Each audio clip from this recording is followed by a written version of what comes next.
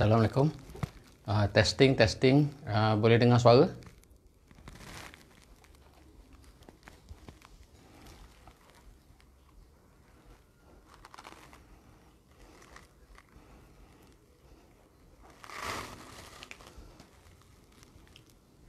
Boleh dengar suara saya tak?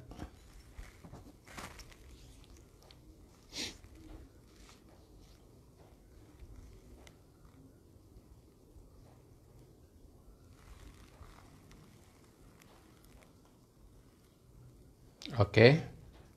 Terima kasih. Jadi kita nak start lah kelas kita ni, tapi baru seorang je baru masuk ni.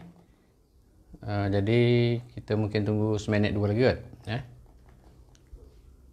Seminit dua lagi kita boleh start lecture lah. In the meantime, daripada kita membazir live ni kan, jadi saya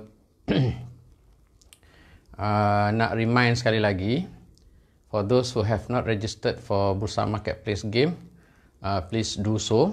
Tolong daftar, sebab ni pun dah masuk bulan November. Kita ada masa lebih kurang 2 bulan, 8 minggu untuk bermain di Bursa Marketplace. Yang pertama kalau siapa yang request masih pending lagi tu, saya akan approve lepas kelas ni lah. Lepas kelas. Okay, itu yang pertama. Yang keduanya ialah lepas daripada kita habis topik ni. Okay, masuk dalam tu screen. Kita akan bincang past semester question on standard deviation, variance, correlation coefficient dan sebagainya.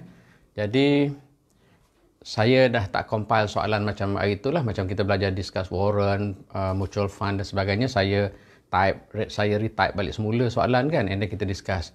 Yang ini saya minta semua sekali download soalan-soalan past semester FIN 661 Jadi you download daripada Equips tu kan, daripada library kita tu, FIN 661. Untuk sekurang-kurangnya 10 semester yang terakhir lah, the past 10 semesters. Sebab nanti dalam kelas akan datang, bila kita nak discuss soalan-soalan past semester tu, saya akan tulis saja soalan semester ni soalan nombor berapa. Jadi later on bila saya rujuk kepada soalan tu, you all semua dah ada dah lah soalan tu, ya.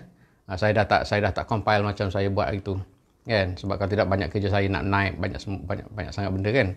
Okey, jadi saya minta supaya semua orang download lah past semester question untuk kod FIN 661 ya. Saya nak tengok berapa orang yang dah masuk. Kalau ada 3, 4, 5 orang pun kita boleh mulalah ya. Okey, itu yang keduanya, you download soalan-soalan past semester FIN 661 untuk 10 semester yang terkini ya. The 10 semesters, past 10 semesters. Okey, itu dia. Dan kita akan sambunglah. Semalam tu patutnya saya actually I was supposed to finish this we were supposed to finish this topic, tapi perut saya meragam pula semalam tu, jadi saya berhenti awal sikit kan. Jadi hari ni kita sambung tentang the concept of covariance and correlation coefficient. Kemudian kita pergi kepada standard deviation of a portfolio, expected return of a portfolio, standard deviation of a portfolio, and Markowitz efficient frontier. Hopefully sempat habis lah semua tu, tapi kita tak boleh lah nak terkejar sampai you tak boleh nak follow kan, sebab dia punya topik ni dia a bit technical lah, agak technical juga, so that you really need to focus on what I'm saying in this lecture lah ya. Okay, semalam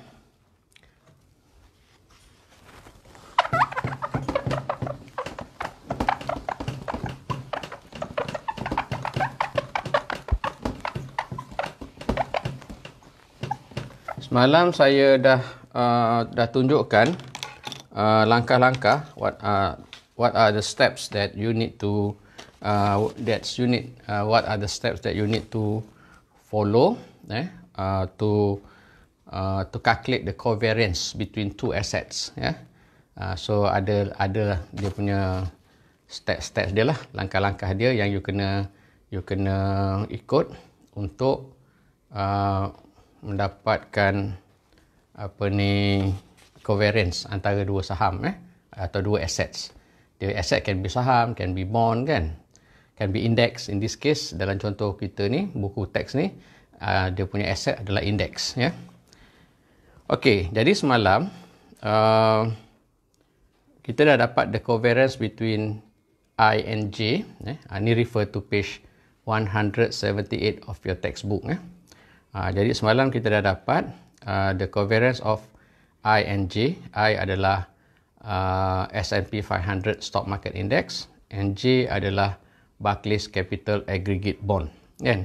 Jadi covariance between I and J adalah minus 0.68. So semalam kita dah tengok covariance I and J is equal to minus 0.68. Negatif 0.68.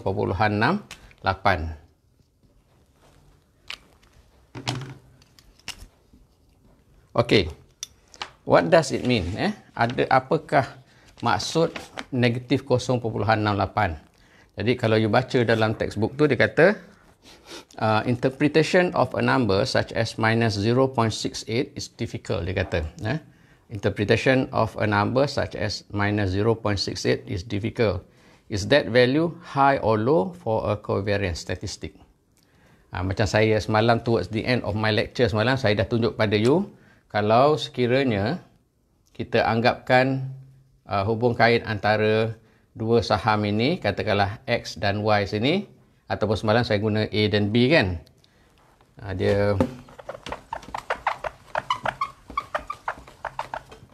Saya tunjuk semalam, saya dah tunjukkan correlation dia gini, lebih kurang lah.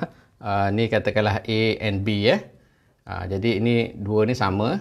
Jadi kalau sama hujung, hujung sama hujung, maka kalau A naik 10%, B akan turun 10%. Kan? Ini mereka mempunyai negatif correlation, mempunyai hubung kait yang negatif. It means that satu naik, satu turun. Kalau satu naik, satu lagi naik, itu dia panggil positive relationship atau positive correlation.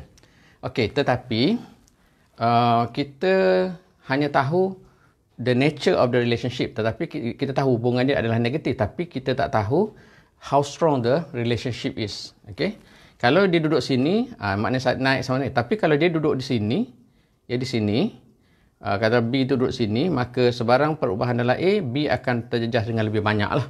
Dengan lebih banyak. Sebab dia dekat kan. Percentage wise dia akan lebih terjejas dengan lebih banyak. Okey. Apa yang cuba dikatakan di sini adalah bila kita gunakan covariance sahaja, kita belum pergi pada correlation coefficient kan.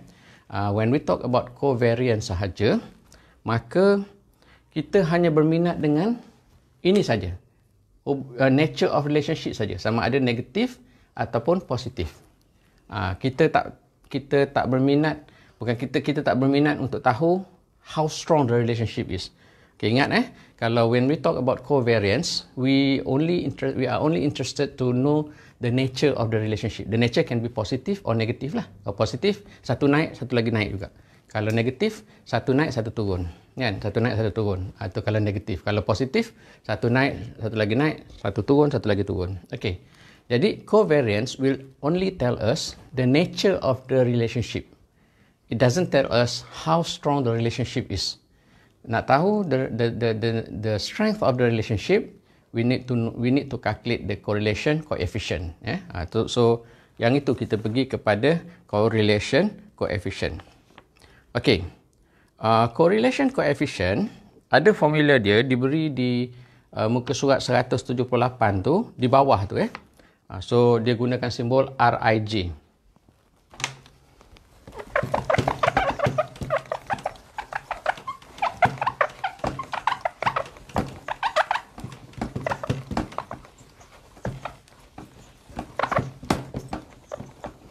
Okay. Formula for correlation coefficient. Formula for correlation coefficient adalah ada di dalam equation 6.5 tu kan. Rij is equal to covariance Ij divided by standard deviation of I multiplied by standard deviation of J. So Rij is correlation coefficient. Okay. Rij is the correlation coefficient. So correlation coefficient is equal to covariance of Ij divided by standard deviation of I multiplied by standard deviation of J. Okay. Kalau you nak apply this formula dalam contoh kita ni, ya. Tadi kita dah dapat covariance Ij adalah minus 0.68 kan. Covariance Ij adalah minus 0.68. Ada dah dekat atas tadi tu. Standard deviation of I adalah S&P 500 stock market index kan. Standard deviation of I adalah standard deviation of I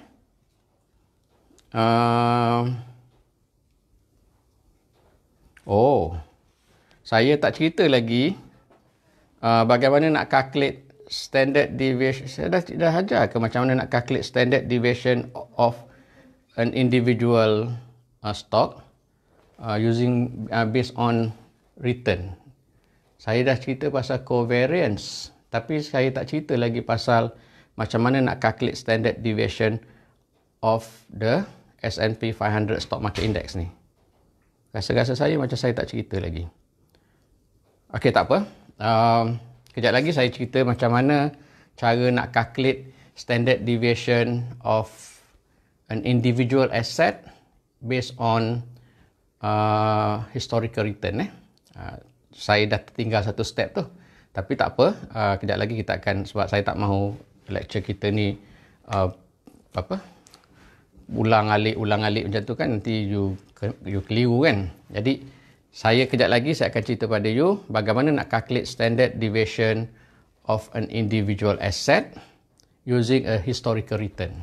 Hari tu kita dah belajar macam mana nak calculate standard deviation of an individual asset using probability kan, ataupun expected return. Seingat saya lah, saya tak tunjuk lagi bagaimana nak calculate standard deviation of an asset using the historical return. Kejap saya cuba tengok. Rasa-rasa saya macam saya tak ajar lagi.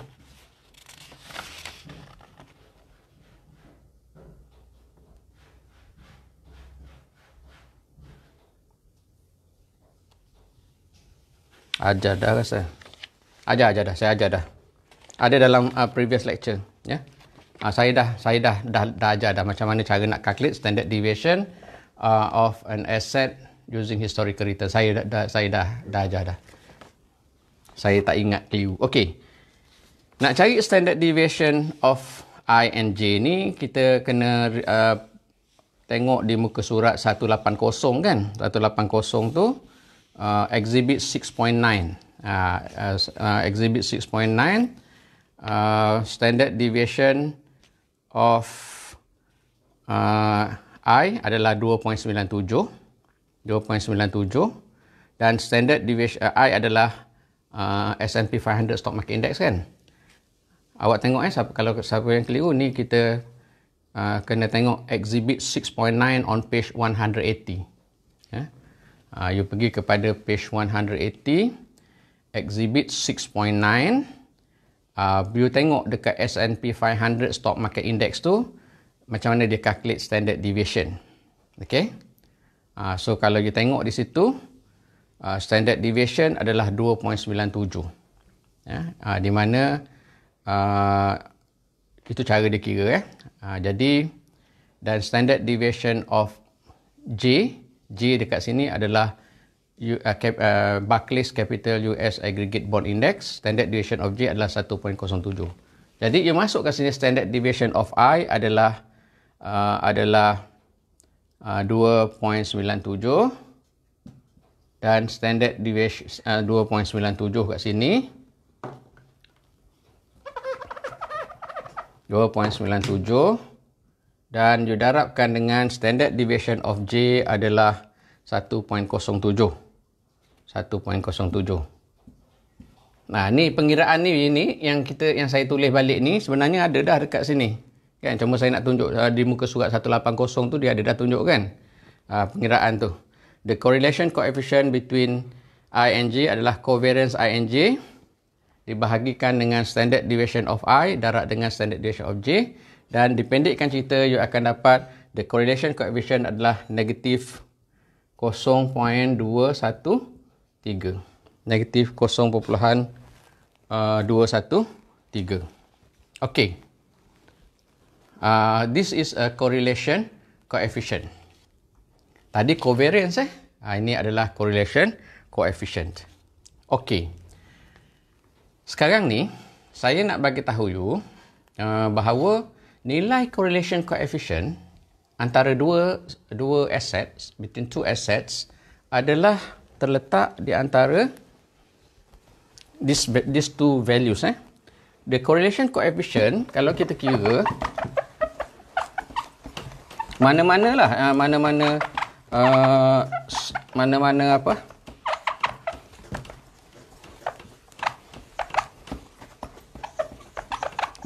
any two assets, the correlation coefficient adalah terletak, so Rij ataupun correlation coefficient antara dua saham, dia terletak antara -1 and +1 or somewhere in between.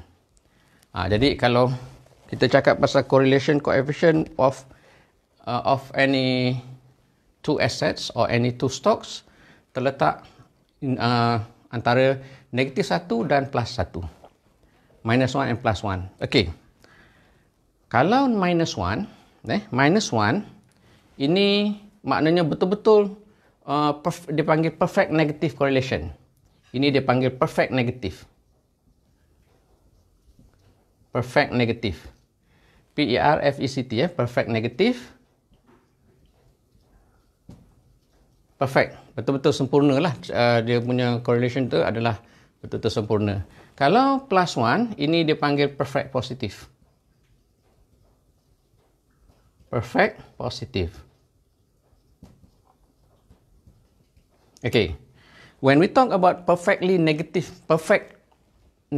ataupun perfectly negatively correlated, it means that kalau A naik by 10%, B akan jatuh by 10%. Itu dia kata perfect negative.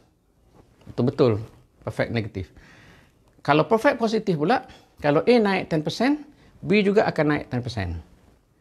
A jatuh 10%, B akan jatuh 10%. Itu dia panggil perfect positive. A naik 10%, B naik 10%. A jatuh 10%, B jatuh 10%. Perfect positive. Kalau perfect negative, A naik 10%, B jatuh 10%. A jatuh 10%, B naik 10%. Itu perfect negative. Okay.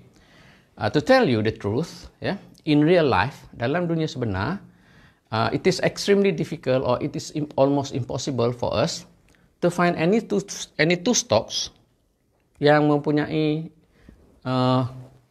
both extremes ni, dua-dua ekstrim ni. Kita susah sangat nak cari mana-mana dua saham yang mempunyai hubung kait yang perfect positive or perfect negative. Dia takkan susahlah nak dapat. Kenapa macam tu? Kenapa kita susah nak cari mana-mana saham yang mempunyai hubung kait yang perfectly negative or perfectly positive? Kalau perfectly negative ni bagus sangatlah maknanya in risk diversification kan, tapi kita tak dapat. Biasanya nilai correlation coefficient between two assets usually lies somewhere in between. Dia akan terletak di tengah-tengah, mungkin kat sini kan. Jadi dia tidak negatif. Kenapa dia susah nak dapat perfect negative atau perfect positive? Let me give you an example lah. Hari tu saya dah sebut tentang kalau kita invest dalam two stocks or two assets yang nature of business ni sama. You invest dalam saham AirAsia, you invest dalam saham Malindo for example. Jadi kedua-duanya adalah kita jangka mempunyai positive correlation coefficient. Sebab dua-dua dalam industri yang sama, jadi we expect both of these stocks will behave in the same manner. Kalau satu naik, satu turun, satu naik, satu lagi akan naik juga, satu turun, satu lagi akan turun juga. Sebab these two stocks are in the same nature of business kan. Okey. Walau bagaimanapun, contohnya macam COVID-19 ni lah contohnya berlaku, airline industries are affected. Jadi dua-dua syarikat ni, AirAsia pun terjejas, Malindo pun terjejas contohnya lah kan. Tetapi tahap keterjejasan mereka, tahap terjejas mereka tak sama. Kenapa? Banyak faktor lain juga, seperti contohnya the company size, size syarikat. Satu syarikat mungkin lebih besar daripada syarikat satu lagi. And then the management of the company, mungkin syarikat yang satu ni pengurusan dia lebih cekap. Therefore, apa-apa perkara yang negatif berlaku, saham dia akan jatuh. Mungkin jatuh sikit lah sebab dia manage the crisis very well. Satu lagi syarikat jatuh banyak. Jadi walaupun kedua-duanya akan jatuh, tetapi level kejatuhan mereka itu mungkin tak sama. Sebab tu kita kata nak cari perfect negative or perfect positive, tak ada. Susah, impossible. Cuma apa yang kita dapat adalah nilai yang terletak di tengah-tengah. Okay? Itu basically. Jadi saya ulang balik semula. Bila kita calculate covariance, yang kita dah calculate dalam lecture semalam kan, dan juga pagi tadi, baru sekejap tadi saya tunjuk, when we talk about covariance, kita tak minat nak tahu kekuatan hubungan itu. Kita hanya berminat nak tahu negatif atau positif saja nilai covariance. Macam in the previous example, kita dapati the covariance between I and J is minus 0.68. Kan? Jadi we are only interested to look at this minus sign. It shows that these two stocks adalah mempunyai negative relationship. Tapi kalau kita nak tengok kekuatan relationship ini, kita kena tengok dia punya correlation coefficient. In this case, correlation coefficient adalah negatif 0.213. So duduk kat sini. 0.213. Kan duduk kat sini negatif kan? Negatif 0.213. It means that they have a negative relationship. These two stocks have negative relationship. Tapi dia punya negativity tu ada hubung kait dia tu tak kuat sangat. Lagi menghampiri kepada minus 1, maka lagi kuat. Menghampiri kepada plus 1, lagi kuat positifnya. Okay, I hope my explanation is clear enough for you to understand and to relate to what we have learned just now. Okay, before I proceed dengan standard deviation and expected return of a portfolio dan juga standard deviation of a portfolio, saya nak tengok kalau ada soalan.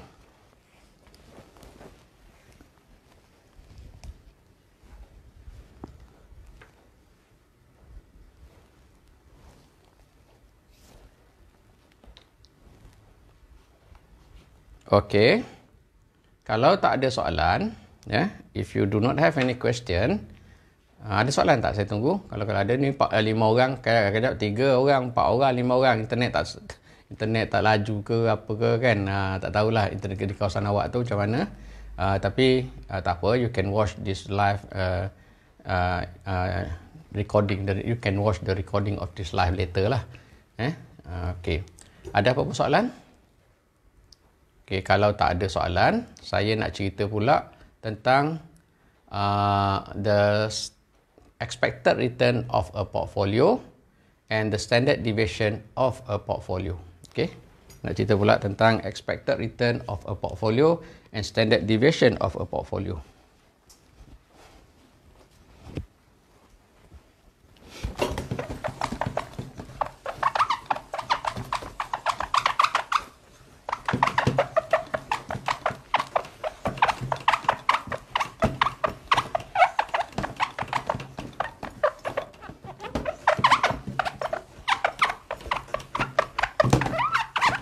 Okay, first we go to the expected return of the portfolio.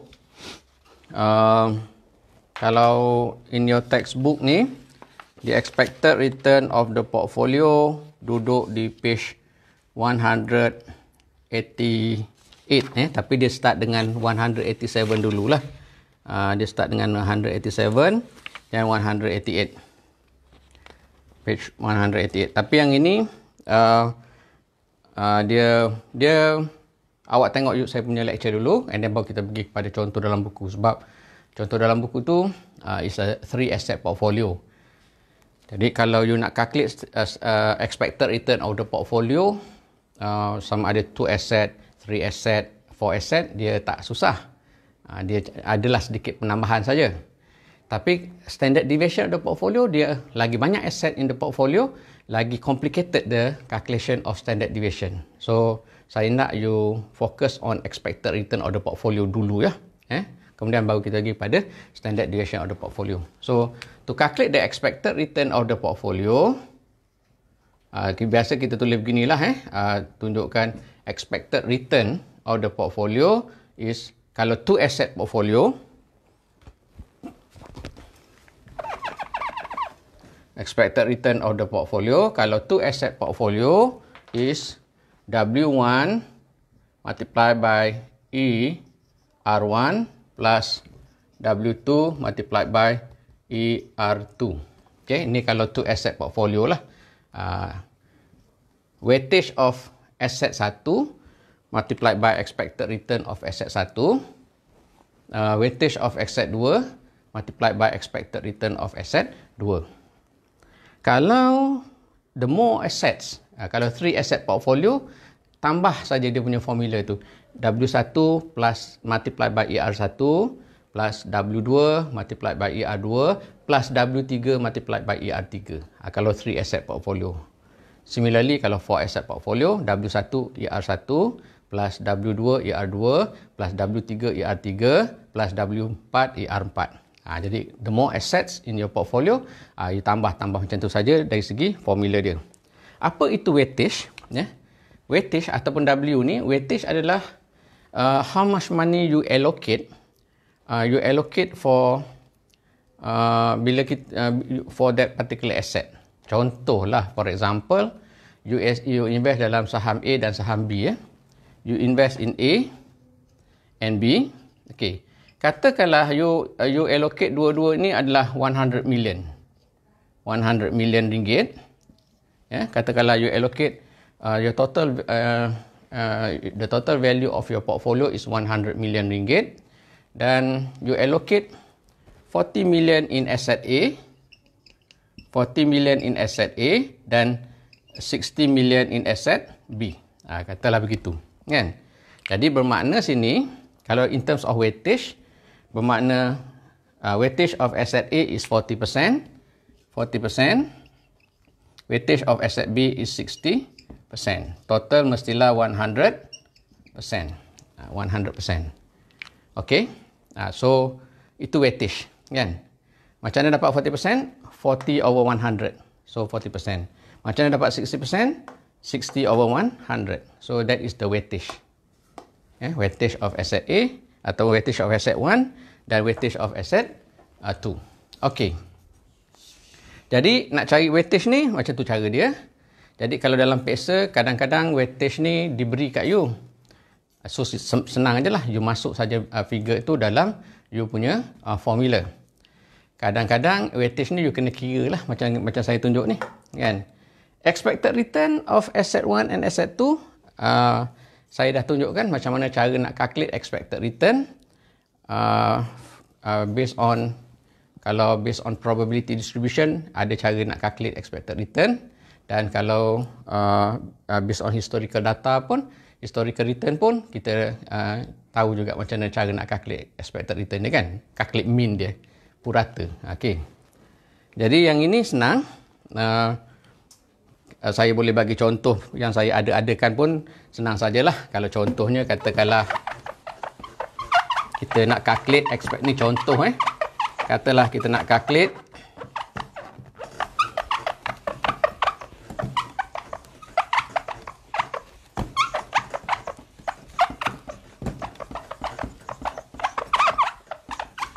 contohnya kita nak calculate expected return of two asset portfolio dengan weightage of asset A is 40% and weightage of asset B is 60%, dan expected return of asset A katakanlah 10% and expected return of asset B ni asset A, dan expected return of asset B katakanlah 12%.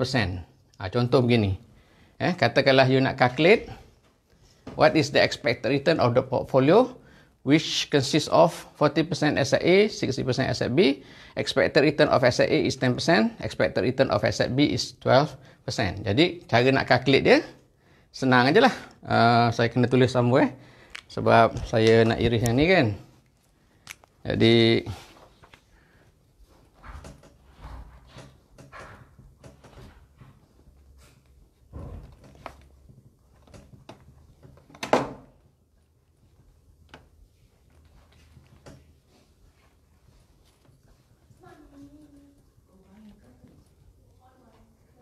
okey.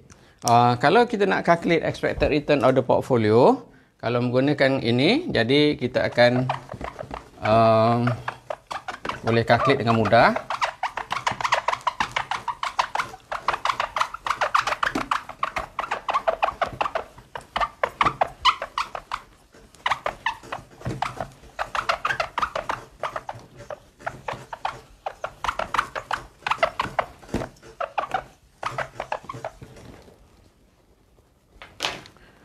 So expected return of the portfolio is equal to weightage of asset A is 40% multiplied by return of asset A is 10% plus weightage of asset B is 60% multiplied by expected return of asset B is 12%. Jadi you akan dapat sini akan dapat 4% plus 0.6 darab dengan 12. 0.6 multiplied by 12, 7.2. 7.2, so you akan dapat 11.2%.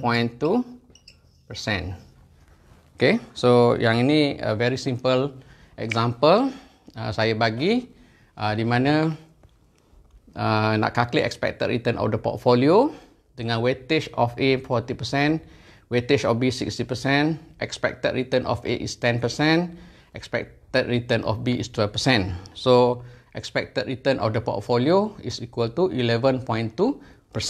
Okay, yang ni saya rasa tak ada masalah lah. Ini sangat-sangat senang.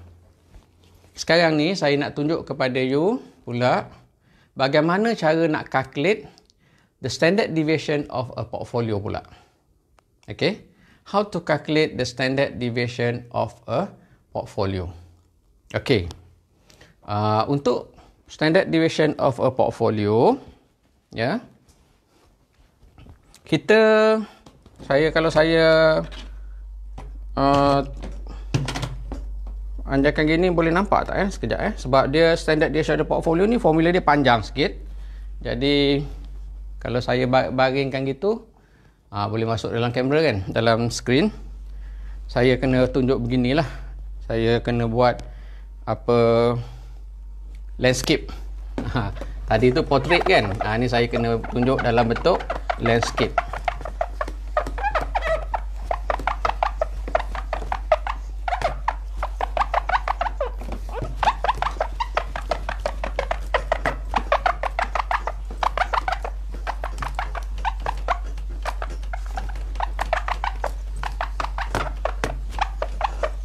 Okay, let me show you how to calculate the standard deviation of a portfolio for a 2-asset portfolio. Standard deviation of a portfolio for 2-asset portfolio.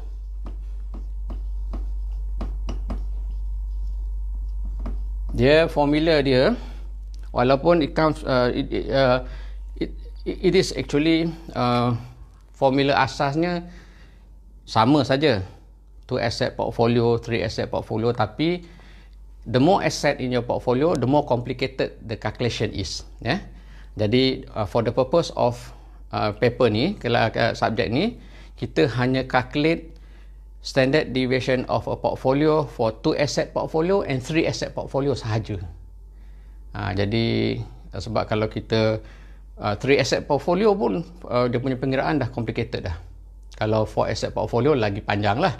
Tapi kita hanya fokus on standard deviation of a portfolio for 2 asset portfolio sahaja dan juga 3 asset portfolio. Okay, let me show you how to calculate the standard deviation of a portfolio using a 2 asset formula.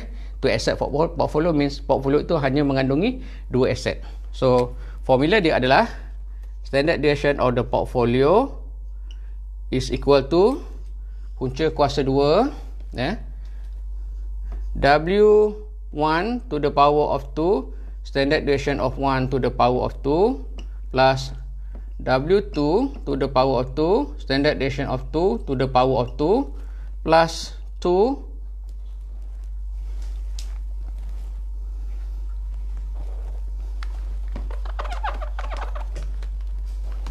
plus 2 multiply W1 multiply by W2 multiply by covariance 1, 2. Ni sebenarnya formula ni panjang lah ke tepi tu, tapi tak muat kan.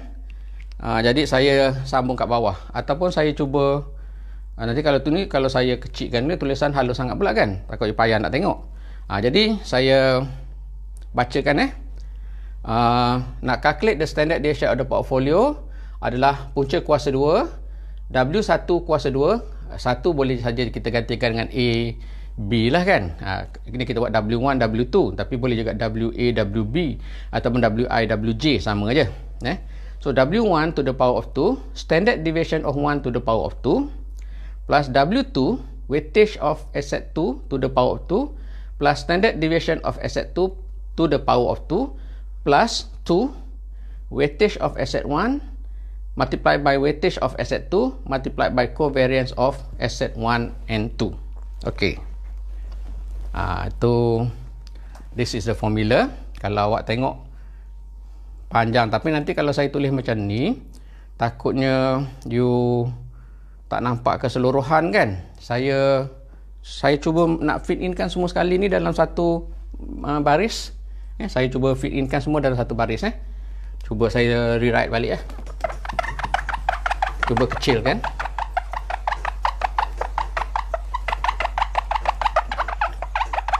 Tulisan saya kena kecil kan. The standard deviation of the portfolio, saya kena tulis kecil sikit, is equal to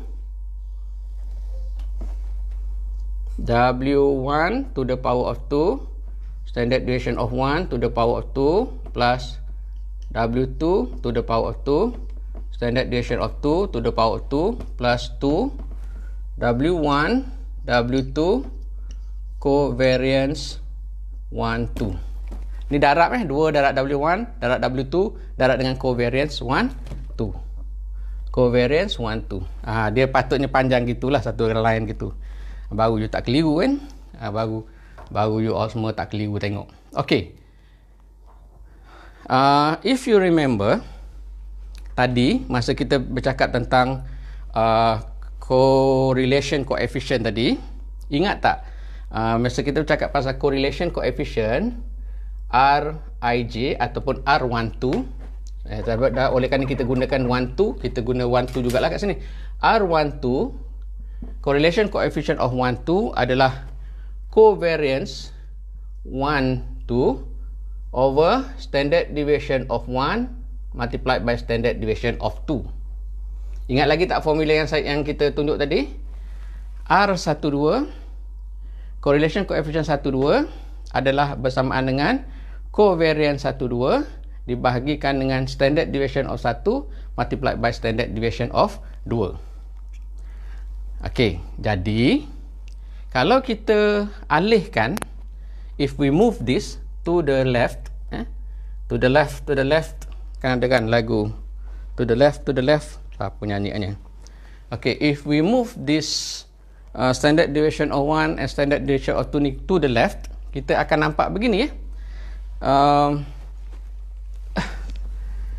ataupun saya rewrite balik formula ni.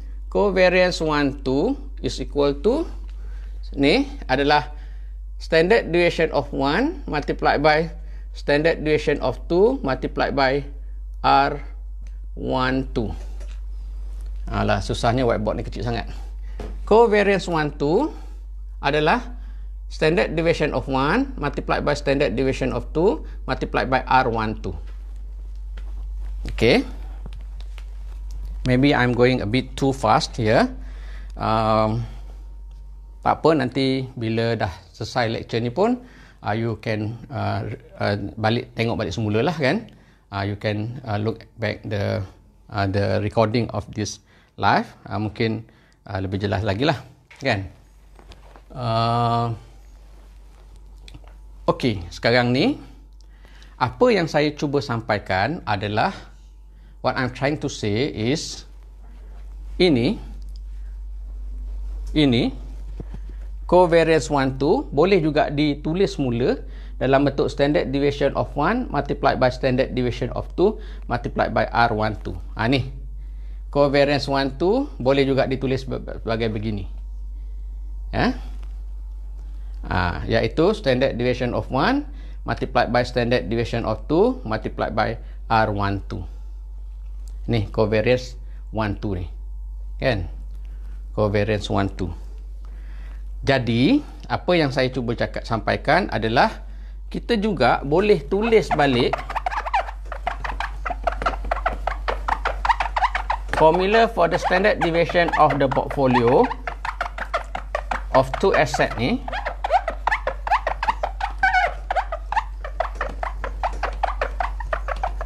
Kita boleh tulis semula sini tadi covariance 1, 2 kan, covariance 1, 2. Kita boleh tulis balik semula standard deviation of the portfolio ni dengan menggunakan formula yang begini.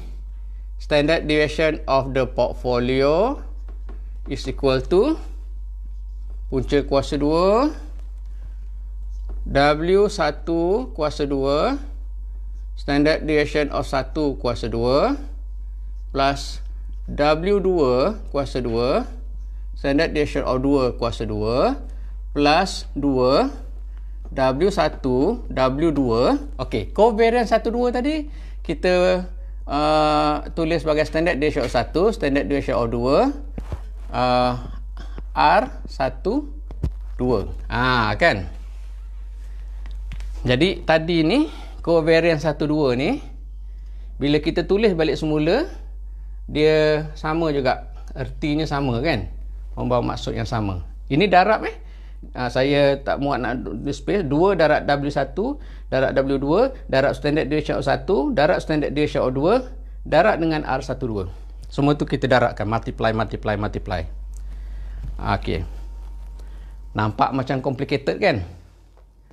Tunggu awak tengok 3 asset portfolio, lagi complicated.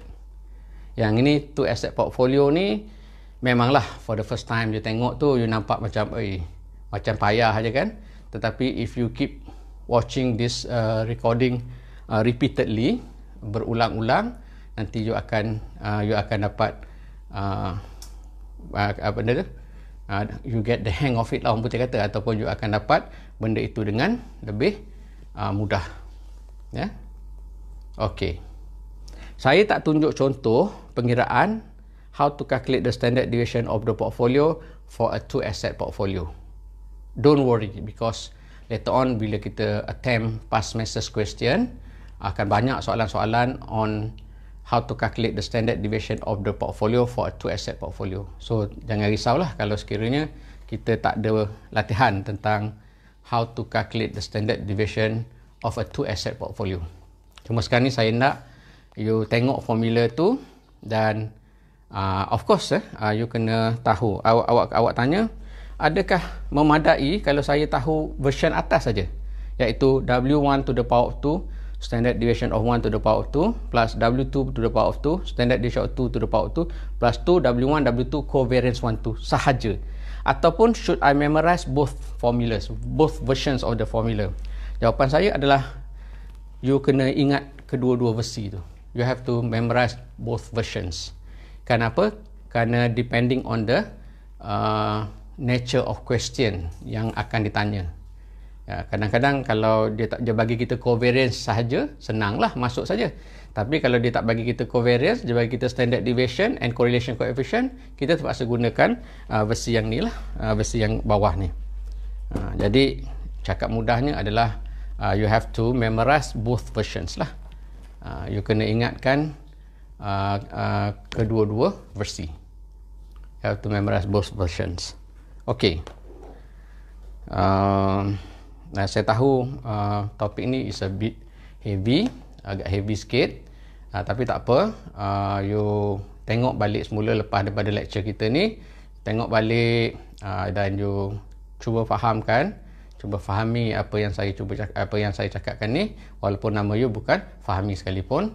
Nanti kalau if you have any problems, do not hesitate to ask me, tanya saya dan saya akan terangkan balik lah dekat mana-mana yang tak berapa jelas, ya. Okey. Ada apa-apa soalan tak setakat ni? Do you have any question?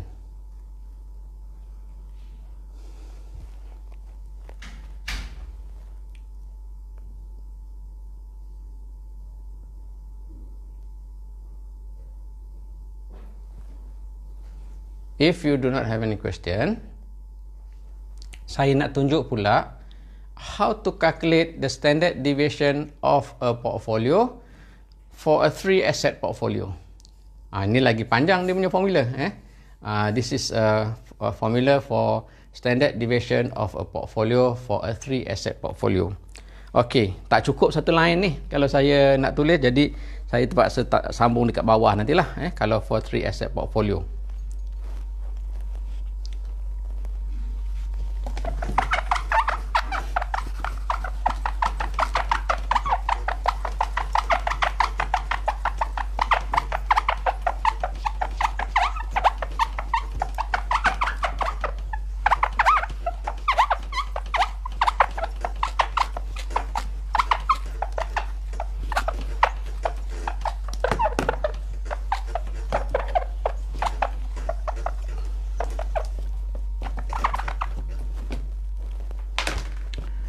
Okay, for a 3 asset portfolio, standard deviation of portfolio for a 3 asset portfolio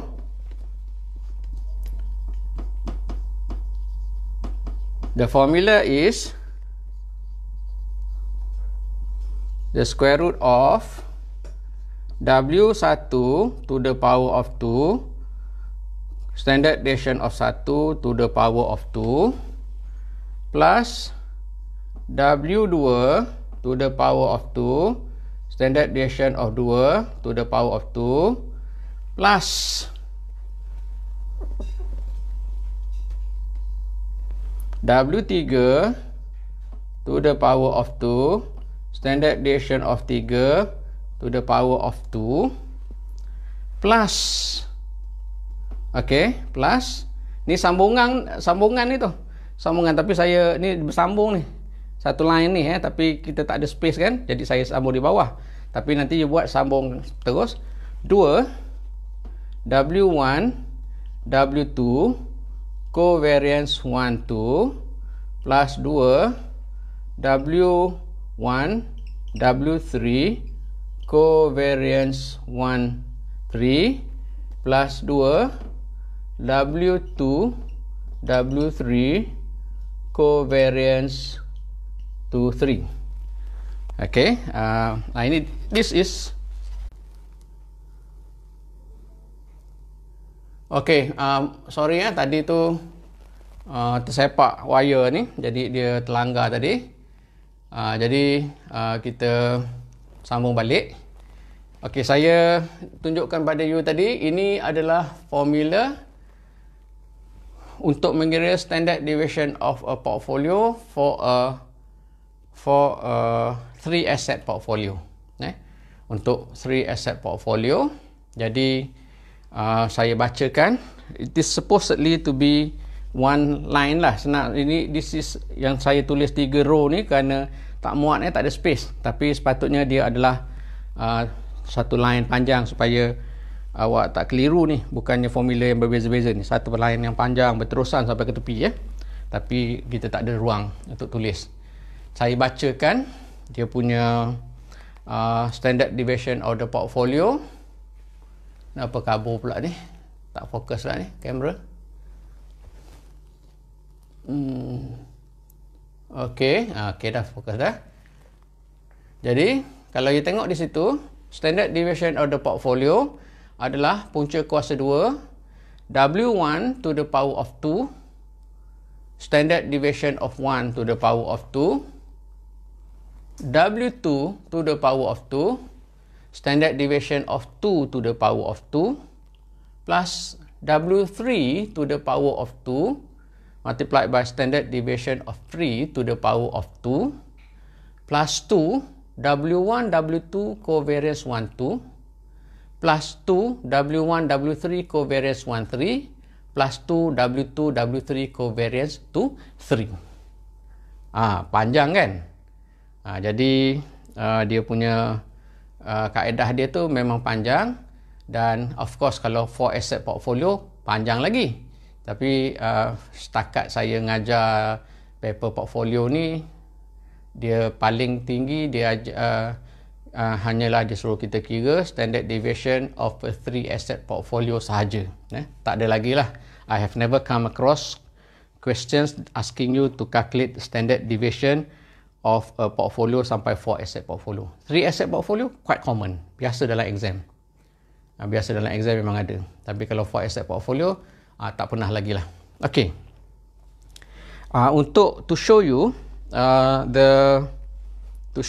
the calculation, contoh calculation. Ingat pula kalau covariance ni pula, kalau kita nak pecahkan pula, kita tulis dalam bentuk yang tadi tu, covariance 1, 2 kita boleh tulis sebagai standard deviation of 1, standard darab dengan standard deviation of 2, darab dengan R12, correlation coefficient 1, 2. Panjang pula lagi kan dia punya pecahan ni.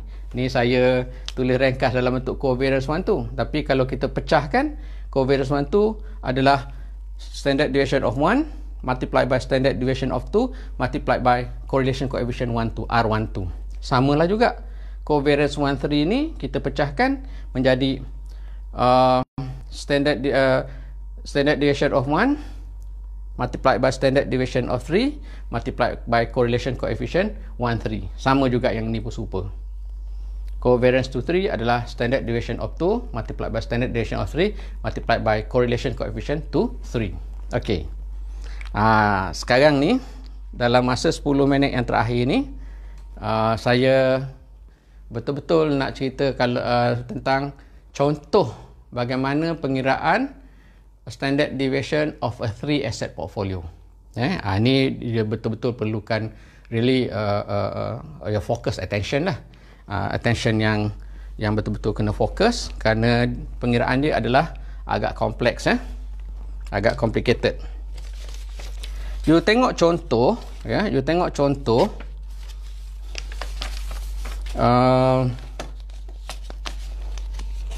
di muka surat 187, di muka surat 187, page 187 of your book, of your textbook, page 187 of your textbook. Saya sampai sini saya tak ingat sama ada saya dah terangkan kepada awak bagaimana nak calculate standard deviation of a portfolio, ataupun saya dah terangkan ke tidak macam mana exhibit 6.9 on page 180 tu. Saya tak ingat lah sama ada saya dah cerita ke tidak. Macam mana cara nak calculate standard deviation of a single asset or of a asset for using a historical return ataupun pulangan sebenar. Kita dah tunjuk yang ni, I'm quite sure saya dah tunjuk pada you yang kita dah calculate, dah tunjuk pada you how to calculate the standard deviation of a single asset or of an asset using a probability distribution. Yang itu I'm very sure saya dah tunjuk kat you. Cuma sekarang ni saya kena minta you punya feedback lah. Siapa yang really follow my lecture, tengok tanpa miss any of the series tu, sama ada saya dah terangkan ke tidak I figure dalam exhibit 6.9 on page 180 tu. Saya lupa. Saya rasa macam dah terangkan, tapi saya tak ingat. Tapi kalau terangkan pun sekejap sangat aja, cuma bukan hari ni lah. Sebab kalau tidak nanti you wonder, you kata macam mana nak dapatkan standard deviation of asset tu sedangkan saya tak cerita, tak ajar kan. Jadi kat situ nanti you keliru. Tapi saya nak feedback lah, siapa yang tak pernah miss saya punya live ni, tengok ada tak dekat mana. Saya malah pula nak ngulang balik tengok tu kan, sebab satu-satu lecture saya tu on the average adalah sejam kan. Awak kena tengok sebab awak kena study, awak kena berjawab test kan. Saya tak jawab test. Okey. Tak apa, yang itu kalau saya belum ajar, saya boleh ajar sekejap je, 5 minit tak sampai boleh selesai. Cuma sekarang ni saya tahu those yang follow my live ni from the very beginning, you are actually mentally tired dah lah kan. Saya rasa you pun dah letih dah. Saya rasa oleh kerana contoh 3 asset portfolio ni agak heavy, quite heavy. Jadi saya sambung besok lah tentang bagaimana nak calculate standard deviation of a portfolio using a 3 asset portfolio. Cuma saya nak you baca dulu page 187 tu, 3 asset portfolio. Sambung terus dengan 187. Lepas itu sambung kepada 188. 187 dan pergi kepada 188. Sebab kalau saya nak cerita sekarang ni, saya rasa 10 minit pun tak sempat nak cerita ni. Jadi saya nak nanti you all tengok how to calculate standard deviation of the portfolio, 3 asset portfolio. Page 187 to 188. Yang tu. Ada asset class S, B, C tu kan. Itu saya akan cerita dalam next class besok lah insyaAllah. Okay, saya akan habiskan saya punya live ni setakat ni. Dan insyaAllah saya akan jumpa besok. Assalamualaikum.